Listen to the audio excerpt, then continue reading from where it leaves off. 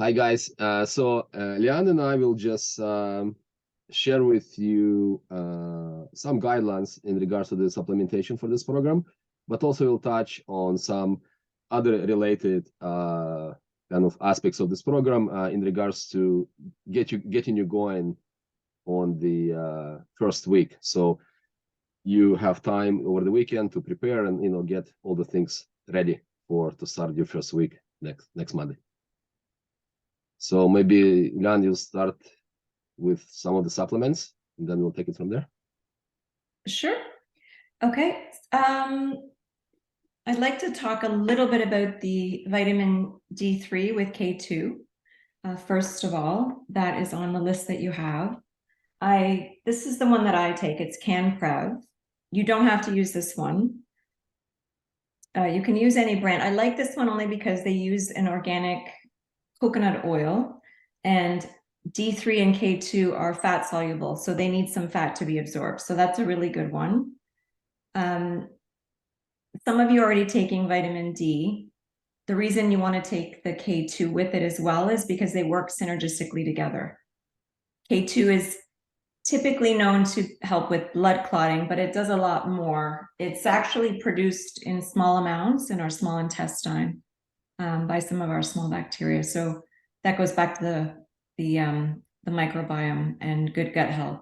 It's obviously very good for the bones and bone health. So that one I recommend for sure. 2,000 to 4,000 IUs a day, sort of depending on where your levels are already. So that's something that you want to, probably monitor with your family doctor once a year, just to make sure. The other one I would suggest highly is magnesium. This is the one that I use. It's called Mag Enhance.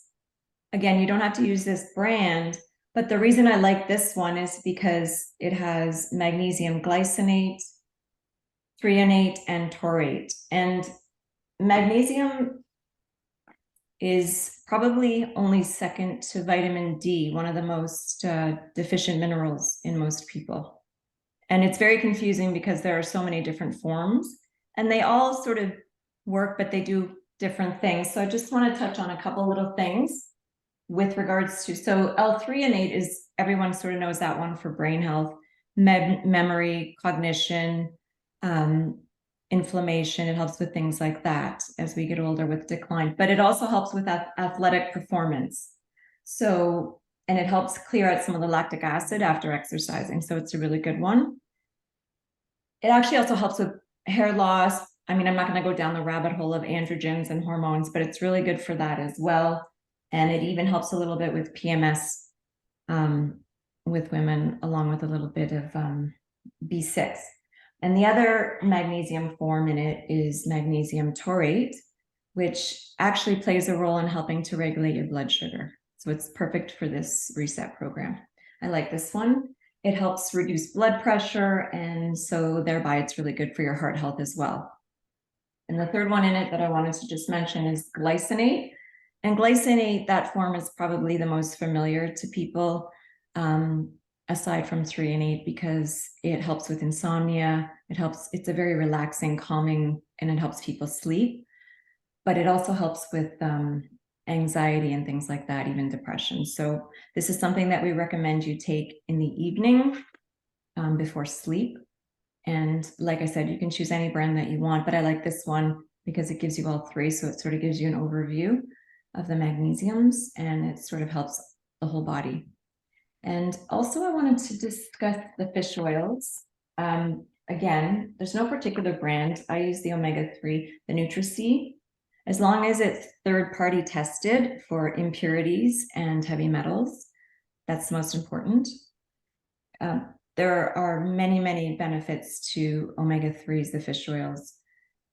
The thing that I think I should mention first is that obviously it has EPA and DHA, which is for brain health, right? So our brain is 60% fat, if not more. All of our nerve endings and all the exterior of all of our cells, the membranes, are made from fat. So it's very important. We can get omega-3 from things like walnuts, chia seeds, flax seeds, hemp seeds, things like that. And I highly recommend that you eat them. However, they are in the ALA form, alpha linoleic acid, which is great. But the difference is that your body has to convert that form into an active form that your body can use. Whereas if you take the fish oil, it's already in the form that your body will use. So it's nice to have both. It's a little bit of a buffer, and we know that it's anti-inflammatory. It's good for skin health as well.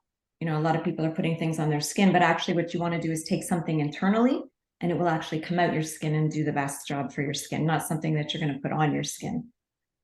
It also helps improve exercise performance. There is a study out, I think it's the University of South Australia right now, where they're looking at that. So how it's helping the exercise performance, and thereby it's also influencing weight loss. Okay, we know all about the anti-inflammatory properties, so Alzheimer's, ADHD, cognitive function, all those sorts of things. And I think, you know, that all ties into your immune health as well. So definitely the omega-3s. And I think those are the three main ones, Andre, that I wanted to mention. But I did just want to respond to something on the app already about protein. So protein is the one macro group that is, we want your protein to be absolute. So the essential fatty acids, you know, we want to have a high fat content the first week. We're trying to become, you know, we want to make those ketones. So we want to shift in that direction. And the low carb content, vegetables, of course, we want for the phytochemical content. But the one that's absolute is your protein. The first week, it's okay if your protein is not quite as high as Andre was, as we wrote in the program, because we want you to become fat adapted first. In general, we want women to be having about 60 grams of protein and men about 70. The first week, the emphasis is really on, you know, getting the high fats in there, like the olive oils and the nuts and seeds and things like that, so that we can get you fat adapted. And Andre is going to talk about some electrolytes that go along with that. The thing I will say about electrolytes, when we think electrolytes, I want you to be thinking, you know, miso soup or bone broth, or even better, if you were to make homemade bone broth and make miso soup with it, that would be double whammy. The only thing that I need to tell you about the miso soup is if you buy the miso paste, so we want you to boil the broth or boil the water to make the soup, but then we want you to turn it down to a simmer.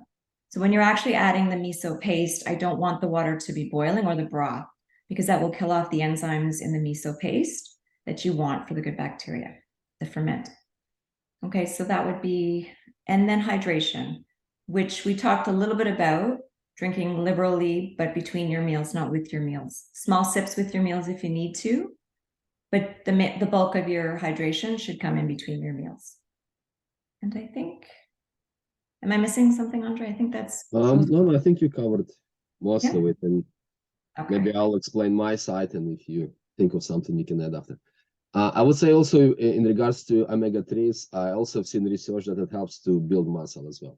And the researchers didn't know how to explain, but said maybe it has to do something with the anti-inflammatory effect. When they tested on, there was like older population, and people who took, I believe, 4 grams of omega-3s a day, you know, statistically they showed more, you know, did strength training, and they basically grew more muscle comparing to the group who didn't take omega-3. So there is that positive effect of omega-3s as well. And another thing also, when Lian mentioned 60-70 grams, it's per meal, not per day. So just kind of to be clear. In regards to other supplements, on the list in the document describing the challenge, we mentioned branched-chain amino acid. And the reason somebody might want to take it is if you don't think you're getting enough protein, you know, if you're vegan, vegetarian, then we highly recommend supplement branched-chain amino acid with your meal. And again, that will be a form of shake, so Lian might not like it because there's some water in the shake. But I would rather digest your things slower, but essentially you need to send a signal to turn your muscle protein synthesis on. So I will explain a little bit why it's important. So let's go back a little bit. In order to, so muscle can be in either anabolic or catabolic state, meaning building up or being broken down. So for example, a workout puts muscle in a catabolic state. A sleep put muscle in catabolic state as well. But a meal high in amino acids, particularly one leucine, will take muscle into anabolic state. So in order to send a signal to turn muscle from catabolic and anabolic, the body is waiting to get about 2.5 to 3 grams of leucine. Leucine is one of the amino acids in your protein. It senses for the amount of leucine. It has to, your blood should have about 2.5, 3 grams of leucine. Then what it does, you activate your mTOR, and mTOR then activates muscle protein synthesis. So it's very important. One common mistake people make, I woke up in the morning, I eat my proteins, I have my 2X. Well, if you only eat 2X in the morning, technically you're still in catabolic because you didn't have enough leucine to turn on mTOR to turn muscle protein synthesis. Generally speaking, how much you need to eat protein to get enough leucine to send a signal on? From any animal-based source of protein, typically 30-35 grams, and you're safe. On this challenge, we're doubling that just because we're doing lots of intermittent fasting. The calories are going to be lower.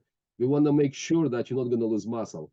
Essentially, anytime when you want to cut calories in one shape, form, or another, you must increase your protein to avoid muscle loss, lean tissue loss. That's why we go even heavier than normal in protein here, because just to ensure we're not going to lose lean tissue on this program, because it's one of the kind of the main attribute of this program. We're targeting fat, we're not targeting weight. We want you to hold on, maybe even increase lean tissue, but we definitely don't want you to lose it. That's why high protein. So going back to the branching amino acids, essentially they made that from 3 types of amino acids. One of them is being leucine. And if you don't think in your meals, you don't like to eat protein, whatever, you don't eat it for whatever reason, that's where I would recommend it. You can get branching amino acids from any health store. The one we sell at NET also includes electrolytes. So then you got that covered. So our brand that we use, that we sell, includes electrolytes, and electrolytes are a big deal on this program. So I will kind of touch on it as well, but maybe I'll just complete the protein story first. Another supplement we recommend that you might need, you don't necessarily need it, but you might need it, is protein shake, basically whey isolate. Why you would need it? Again, if you don't like to eat much protein, so you don't like the meat, the chicken, the whatever, you get tired of it, well, good quality whey isolate is a quick and easy way to get your proteins in. So I would use it sometimes when I have a meal and I'm just too busy and I didn't have my 70 grams of protein, maybe only like 30-40 grams, then I have like a scoop of shake just to make sure I get my 70 grams. Another time you might need a protein shake. Let's say you work out. So if you work out in the morning, well, more likely be working out fasted, which is absolutely fine. In fact, it's good. And then the question is, when you're going to be your first meal? If generally, as far as I'm concerned, if your first meal is within a couple hours of the workout, you don't need any shake. Just wait and then eat your first meal. But if it's longer than that, I would highly recommend getting a shake within the first 30 minutes, 1 hour post workout, because otherwise, if you work out fasted, I've seen research, people who work out fasted and they don't eat after, they actually lose muscle. Then the negative muscle protein synthesis balance. So you lose muscle. Even though you work out and you keep fasting, it might be good for other health reasons, but it's not good to build muscle and preserve the muscle. So that's why when you work out fasted, and if you're not going to eat your meal within a couple hours, that's another time I would take a protein shake. And the ones, again, you can go to a health store, buy proteins there. The problem is supplements, as they are known in Canada, they're not regulated. So in terms of protein, they often put something else on the label, but you're buying completely something else, and it's not as clean. The protein we carry at New Element Training, I only put New Element Training name on the best quality products. We use this lab from Ottawa, so everything is tested. Ours comes from cows from New Zealand. They don't feed them any hormones, no antibiotics. It's purely grass fed. They don't heat the dairy to extract the protein. They filter it, so it maintains all the active bioculture and everything else. It generally pretty much almost all people who take it, not all, there's always exception, but most people who take it feel it's actually very easy on the stomach. Where if you go just get some from a store, often people have some, digestive issue with those ones. So if you consider whey isolate, our brand is very pure. If you consider branching amino acids, we also still have some at net. Ours also include electrolytes, which you're gonna need. So I think that kind of covers the protein requirements, right? And in terms of electrolytes, what's gonna happen on this program? Your insulin level will go down. And insulin holds to sodium, and essentially what you're gonna find, you're gonna urinate more. So you're gonna secrete more sodium and potassium and electrolytes out of your system, which will affect your blood pressure. And you might feel a little bit foggy brain, your heart maybe starts gonna, what's the word? Palpitations. Palpitation. Yeah, I can never remember how to say it. And electrolytes are huge. Usually it's a sign you're low on electrolytes. So this is why on this program, one of the things this weekend you're buying for sure, you're finding some electrolytes because you're gonna need them. Everybody's gonna need them. Now, if you don't have to buy them, as Leon said, another good option is miso soup, bone broth, maybe pickles, but you have to go basically high on sodium. Very simple. If you feel during the week a little bit off, just take some salt. A table salt, obviously you want what? If you're using, if you're not using kosher salt, you can use the Himalayan salt. It has natural minerals, and that's why it's pink. So that exactly. But for a quick fix, and you will see, like give it a few minutes, half an hour, you will feel much better. So hydration is very important. As I said in the document, aim for 2-3 liters of water a day, because you're gonna kind of dehydrate yourself, because you're gonna be secreting more urine on this program. And replenish the electrolytes. So electrolytes, you have to figure out how to get them. Either those sources, or just go buy some, or if you, again, take the branch chain from us, ours includes some of the electrolytes. But I'm not even sure that is enough. I would still have some electrolytes on the side. Basically, 3 main things to consider for week 1. The purpose of week 1 is to make you fat adapted, right? It's going to be fun, but challenging. Some people fat adapt faster than others. What helps a lot is that we do high intensity strength training, because the more intensely we exercise, the faster fat adapted we will get. The way it works, there is this concept is called glycogen amplification cascade effect. Essentially, with the increased intensity of the workout, we release more adrenaline. The more adrenaline we release, the exponentially more glycogen we will deplete out of the muscle. Now you're doing net workout, full body workout, taking the muscle to failure. Imagine how much glycogen you're gonna squeeze in from your muscle. Now your liver has storage of glycogen. So what it's gonna do is gonna release some of it from its storage to replenish the muscle glycogen. And that's how we deplete. We wanna deplete the liver glycogen as low as possible, right? Because the lower the glycogen in the liver, the faster it's going to start metabolizing fat for energy, making ketones and making you feel good. So week 1, 1 or 2 high intensity strengthening sessions. Absolutely no starchy carbs. You can use this acronym GPS. No grains, no potatoes, no sugars, right? Or no starches. It's one of those, right? Absolutely none of that, and no fruits as well, because even a little bit gonna replenish some of the glycogen in the liver, you're gonna slow down your fat adaptation, and you're not gonna feel great. We want you to feel great fast. And you can do it if you really stick to these rules. And we will support you day to day, kind of through this week, take you through the process. So kind of 3 main things to summarize for week 1. As Leon already mentioned, high fats, right? This is the week where I would be very adamant otherwise for you guys to eat those 60 and 70 grams per meal of protein for women, men and women respectively per meal. But week 1, maybe it's okay if you eat a little bit less, because that kind of much protein might be not the best to make you fat adapted faster. So you can, if you want, you can reduce it a little bit. Depends how you feel. If you feel fine, just keep that amount. If not, you can reduce it a little bit. And then go really heavy on fats. Don't worry about the calories, because week 1 is about changing your metabolism. Once your metabolism change, then we're gonna week 2, 3, we're gonna start reducing the fat. So don't worry about the fat. The excellent sources of fat, high quality olive oil, one of my favorite extra virgin. And one of the main reasons is olive oil is mostly oleic acid. And there's been some research showing that oleic acid activates some of the longevity genes Leanne mentioned, SIRT1, like very, very effectively. Another good source of fat is avocado, also high in oleic acid. Another one of my favorite in terms of nuts are walnuts. They also have lots of monounsaturated fat, which essentially is oleic acid. So for me, those would be like a good, I always have, on this program, good quality extra virgin olive oil, avocado and walnuts handy, like pretty much with every meal, because I get all the great fats with it. In terms of saturated fats, it's been some controversy, is good or bad. If you eat, of course, if you have a choice, go for grass-fed sources, organic, all that. If you go, red meat and everything else, fish, Elian maybe can, as we go, say, give you some suggestions about sources of type of fish and so on. But yeah, so 3 things. Week 1, high fats, electrolytes, because you're going to need them. It's all about fats and electrolytes, and hydration, and drink water. Don't be dehydrated. Those are 3 main things we'll be watching.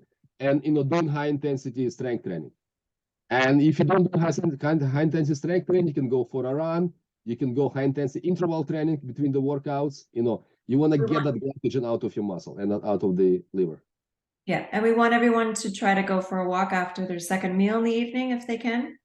Yep, it helps with the processing, with digestion. So once you, we set in the document, equivalent of those 10,000 steps a day, it's really, and the weather is getting nicer. You will feel so much better if you just, last meal and go for a good 30-minute like brisk walk, and you will just digest that food much, much more effectively.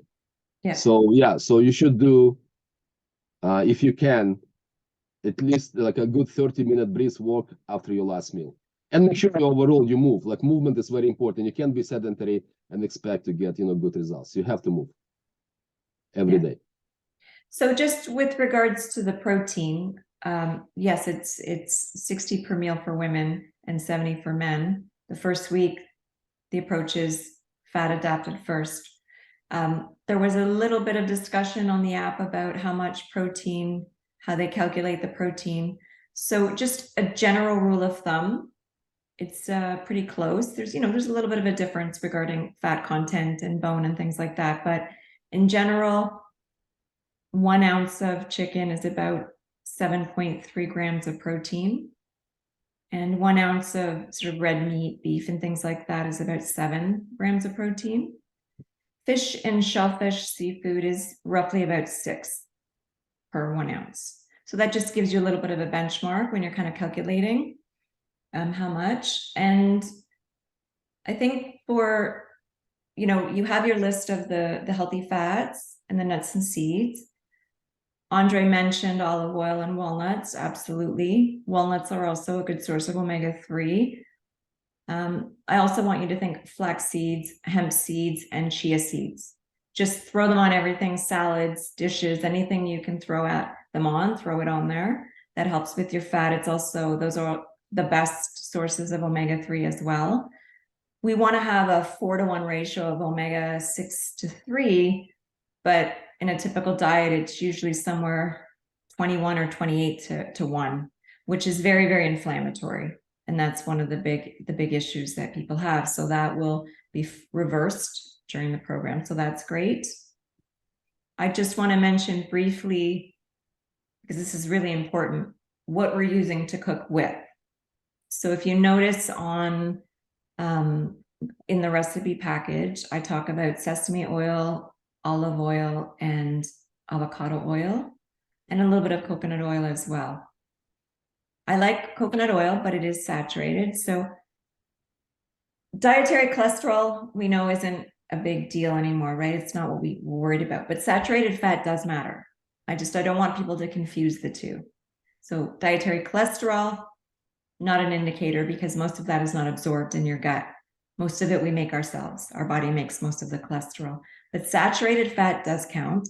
So it's fine, but you just have to bear in mind. So if you're eating a lot of saturated fat from meat, then maybe instead of using the coconut oil, use the olive oil, use avocado oil, use sesame oil. And it just helps create that balance. The other issue is when we're cooking, certain oils are, the first issue is certain oils are sensitive. The hydrogen bonds break. They can't take high heat.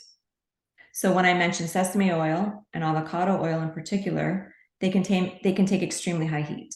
So can butter and coconut oil, saturated. And olive oil can take a good solid medium to high heat, but not quite as much as sesame oil and avocado oil. So keep that in mind when you're cooking and how high of a heat, you know, if you're barbecuing, how high you're, you know, if you're frying versus simmering.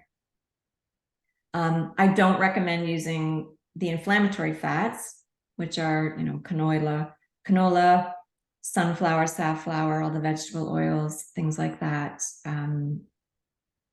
They're highly inflammatory and they're just not necessary. It's about good, better, and best, right? So we know that the olive oil is amazing. We know that the sesame oil is good for us. And we know that the avocado oil is amazing.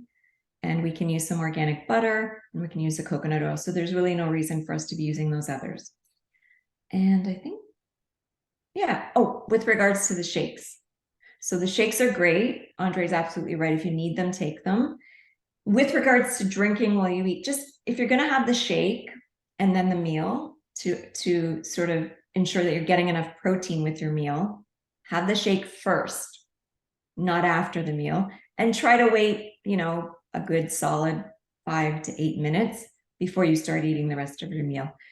Because it's blended, because it's in that form, there's really not a lot of digestion necessary, so it should go down pretty quickly. But definitely don't have it after the meal. Okay. No promises. I think we covered. Well, let's talk about MCT to bring some clarity. Yeah. So MCT, as you mentioned also in the Q&A, it's called medium chain triglycerides, and because of the structure, it kind of bypasses the digestive systems, go directly to the liver, and the liver makes ketones fast, and ketones that will essentially become your main source of energy.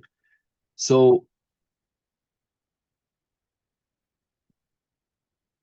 in the beginning, maybe first week or two, I think it's a good idea to use high quality MCT. Not all MCTs are great.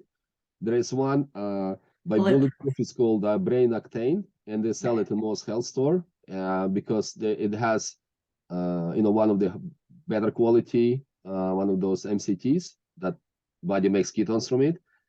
And the reason, like, it will help you to feel better in the beginning. And MCT is very diuretic, so don't take it on an empty stomach. Take it with food, believe me. And if you take it on an empty stomach, make sure there's a washroom nearby because you're gonna need it. Yeah. But in the beginning, don't start with high amount, maybe like half a tablespoon first, you know, see how your stomach takes it, maybe increase it to tablespoon more, but it's, you know, just be careful. And it will help you to feel a little bit better faster, but I'm not a big fan of taking MCTs after you fully fat adapted, because then you're just telling the body, oh, I don't need to break my stored body fat to make ketones because I'm getting those ketones much easier from the food, right, that you consume. So I would not, after, you know, first couple of weeks, I would definitely, once you fat adapted, I would not take MCT anymore. You don't need it. Yeah. So Andre's basically, what we're saying is we want your body to use the fat that's in your fat cells as fuel, or to make ketones. We don't want your body to just be depending on the MCT oil, or it's never going to be using the fat that we want it to use. Exactly, right? Not as much. Yeah, it's going to slow down the process, that's what we want. So the magnesium is to be taken before bed. The fish oil and the vitamin D with K, you can take in the morning with your coffee or tea. You can also take it at night if you choose to. Did you explain when you want them to take the other supplements? Yeah. Which ones? Oh, multi-nutrients. Yeah. If you kind of like in the document, we suggest that everybody should aim to get at least 4 or 5 servings of vegetables a day.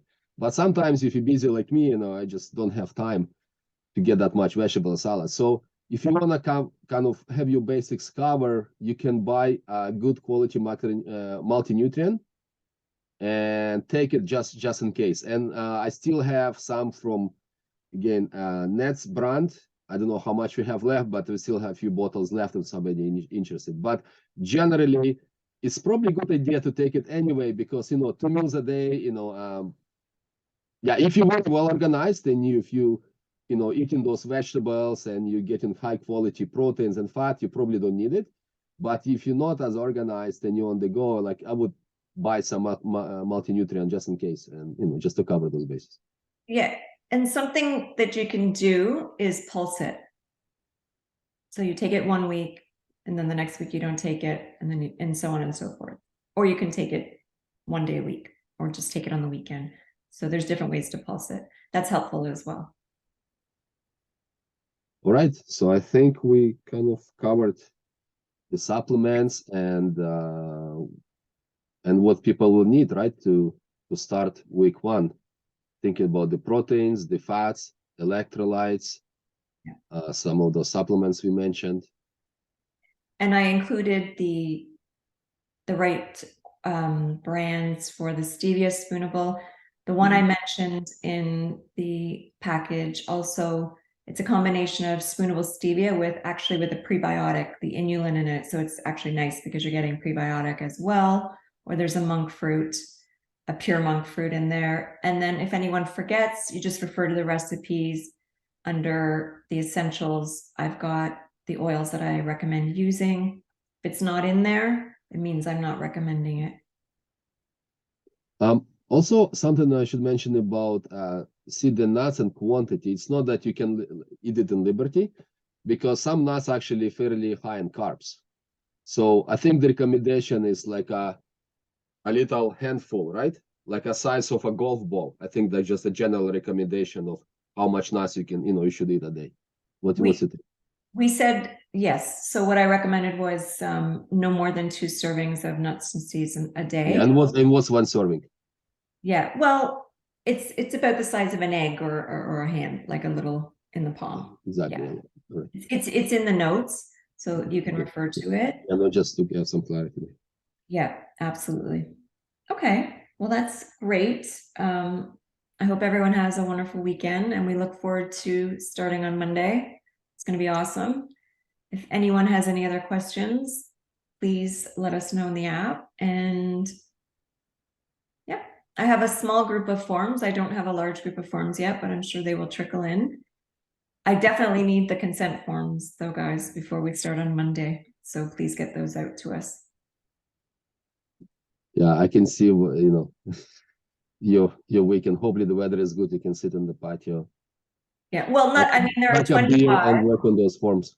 Yeah, there are 25, so not everyone's going to get a response by Monday, that's for sure. But I have a nice collection now, and I will be working on those. So absolutely. Yeah. Thanks. Great. All right, so I think that's it. Yeah, and have a good weekend, guys. And we will stay in touch through the app and keep supporting you. And the next Zoom call is going to be Wednesday at 7:30. Yes. Yeah, Eastern time. Perfect. Bye, everyone. Bye, guys.